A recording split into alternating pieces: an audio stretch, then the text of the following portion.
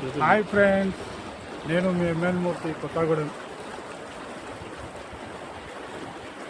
ఈరోజైతే తెల్లవాకాడికి వచ్చినాము. చాలా మేము ఎంజాయ్ చేస్తున్నాం. మీరు కూడా చూసి ఆనందించండి, లైక్ చేయండి, షేర్ చేయండి, సబ్స్క్రైబ్ చేయండి ఫ్రెండ్స్. ఓకే, మా ఫ్రెండ్స్తో వచ్చాము ఫ్రెండ్స్.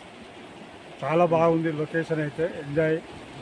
వాతావరణం కొంచెం ఎండగా ఉంది కానీ లొకేషన్ అయితే బాగుంది.